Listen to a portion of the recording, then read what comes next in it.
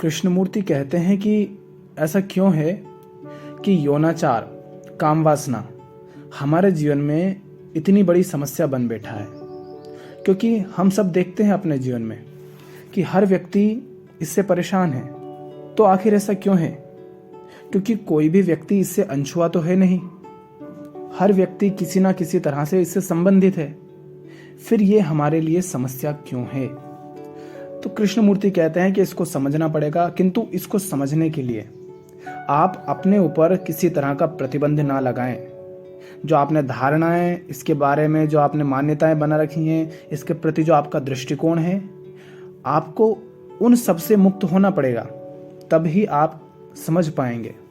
यदि आप इसके बारे में कुछ सुनकर भयभीत हो जाते हैं या आप इसकी निंदा करने लगते हैं, छी छी या कुछ भी करके, तो आप इसे समझ नहीं पाएंगे और ये आपके लिए समस्या ही बना रह जाएगा।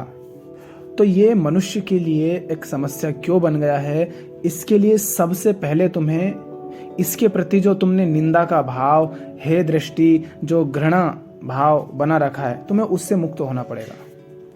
तो वो कहते हैं कि ये एक समस्या क्यों बना है, क्योंकि सामने जो व्यक्ति बैठे हैं, हर व्यक्ति के जीवन में कहीं ना कहीं इसका स्थान है, लेकिन सबके लिए यह एक समस्या ही है। क्यों? ऐसा क्यों? शायद आपने कभी स्वयं से ये प्रश्न ही नहीं किया हो कि यह एक समस्या क्यों है। समस्या आपके सामने है, पर आपने पूछा ही नहीं कि ऐसा है क्यों। तो कृष्णमूर्ति कहते हैं कि ऐसे समस्या क्यों है। वो बताते हैं कि यौनाचार इसलिए एक समस्या बन गया है क्योंकि ऐसा प्रतीत होता है कि इसमें अहम का सर्वथा अभाव हो जाता है। उस पल आप सुख में हो जाते हैं क्योंकि तब स्वचेतना अर्थात अहम रह नहीं पाता है। इसका अर्थ क्या हुआ, इसको समझते हैं। मनुष्य परेशान है क्योंकि वो अहम केंद्रित होकर जी रहा है, अपने मैं भाव में जी रहा है। अपने मैं से उसने सारी पहचाने, सारे बंधन जोड़ रखे हैं। यही पहचाने, यही बंधन, यही सब कुछ मनुष्य की समस्या का कारण है। किंतु जब मनुष्य यौनाचार की क्रिया में संलग्न रहता है तो उस क्षण के लिए, उन पलों के लिए वो अपने अहम से मुक्त हो जाता है। वो सारे संसार को भूल जाता है, उस समय अपने आप को भी भूल जाता है। वो मात्र उस क्रिया में संलग्न रहता है। तो यही कृष्णमूर्ति कह रहे हैं कि उस पल के लिए वो अपने अहम से मुक्त हो जाता है। इसीलिए उसे क्या होता है, आगे कृष्णमूर्ति खुद बताते हैं कि उस पल के लिए आप सुखी हो जाते हैं। कुछ क्षणों के लिए आप आनंद की अनुभूति करते हैं। जितने पल के लिए आप अपने अहम से मुक्त हो जाते हैं, उतने पल के लिए तुम्हें सुख की प्राप्ति होती है। तो जब तुम्हें सुख मिला तो स्वाभाविक है कि वे पल तुम्हारे लिए क्या हो जाएंगे, महत्वपूर्ण हो जाएंगे। और फिर तुम उनकी चाहत भी बार बार करोगे, क्योंकि अब तुम्हें ये पता नहीं है कि घटना क्या घट रही है। स्त्री पुरुष को यही लगता है कि मात्र क्रिया हो रही है, किंतु वहां पर जो आंतरिक रूप से घटना घट रही है चेतना के स्तर पर, वो ये है कि आप कुछ क्षणों के लिए अपने अहम से मुक्त हो जाते हैं, जिसमें ना तो आपका अतीत बचता है, ना आपका भविष्य बचता है। पूर्णतः अहम का विलय हो जाता है, अहम शून्य हो जाता है। आप और क्रिया अलग अलग नहीं रहती, आप ही वो क्रिया बन जाते हैं। तो पूरी तरह से एकत्व हो जाता है, अद्वैत हो जाता है। आप कुछ क्षणों के लिए अद्वैत में स्थापित हो जाते हैं, क्योंकि आपका अपना व्यक्तिगत अस्तित्व अब बचा नहीं। क्यों? क्योंकि अहम ही ना बचा। अहम के कारण ही तो व्यक्तिगत अस्तित्व रहता है, और व्यक्तिगत अस्तित्व का होना माने अहम का होना ही तो समस्या है।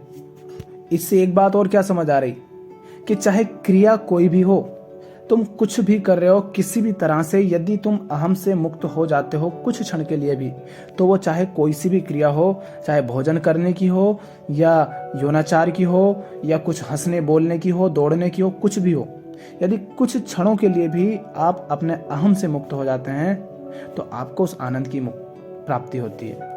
क्योंकि समस्या यौनाचार नहीं है, समस्या अहम है। आपके मैं भाव का होना ही, आपके अस्तित्व का होना ही समस्या है। तो आगे कृष्णमूर्ति क्या कहते हैं? वो कहते हैं कि चूंकि इस क्रिया में ऐसा कुछ होता है जो मुझे विशुद्ध आनंद देता है, जिसमें मैं स्वयं को भूल जाता हूं, और जब मैं स्वयं को भूल जाता हूं इसीलिए विशुद्ध आनंद की प्राप्ति होती है, इसीलिए मैं इसे और अधिक चाहता हूं, इसीलिए मैं बार बार उसकी ओर खींचा चला जाता हूं। फिर ये समस्या भी आती, ये बात भी आती है कि मैं उसी क्रिया की तरफ क्यों बार बार चला जाता हूं आनंद की प्राप्ति के लिए। इसको समझो, आनंद का कारण क्या है? सुख की प्राप्ति का कारण क्या है? वो क्रिया नहीं है। सुख की प्राप्ति का कारण है अहम से तुम्हारी मुक्ति हो जाना। कुछ पलों के लिए तुम अहम से मुक्त हो गए, उसके कारण तुम्हें आनंद की प्राप्ति हो रही, सुख की प्राप्ति हो रही है। तो तुम उसी क्रिया की ओर बार बार क्यों जा रहे? आगे कृष्णमूर्ति खुद बताते हैं, हम उनको पढ़ते हैं। वो कहते हैं, क्या कहते हैं? क्योंकि इसके अतिरिक्त, माने इस क्रिया के अतिरिक्त अन्यत्र सर्वत्र मैं द्वंद्वग्रस्त रहता हूं। अर्थात इसका अर्थ क्या हुआ कि ये जो क्रिया है सिर्फ इसी में मैं अपने आप को भूल पाता हूं कुछ क्षणों के लिए। इसके अतिरिक्त मेरे पूरे जीवन में जो कुछ भी मैं कर रहा हूं, जैसा भी मैं जी रहा हूं, वहां तो मेरे जीवन में द्वंद्व ही चलता रहता है, संघर्ष ही चलता रहता है। मैं परेशान रहता हूं, तनावग्रस्त रहता हूं, उलझा हुआ ही रहता हूं। तो मैं अपने आप से मुक्त हो ही नहीं पाता हूं। जीवन का जो हर स्तर है, जीवन के प्रत्येक स्तर पर जो अहम है, अहम की सशक्तता बनी रहती है, अहम अस्तित्वमान रहता है। आर्थिक हो, चाहे सामाजिक स्तर हो, धार्मिक हो, सभी क्षेत्रों में अहम चेतना निरंतर प्रबल होती जाती है। और यही है द्वंद्व।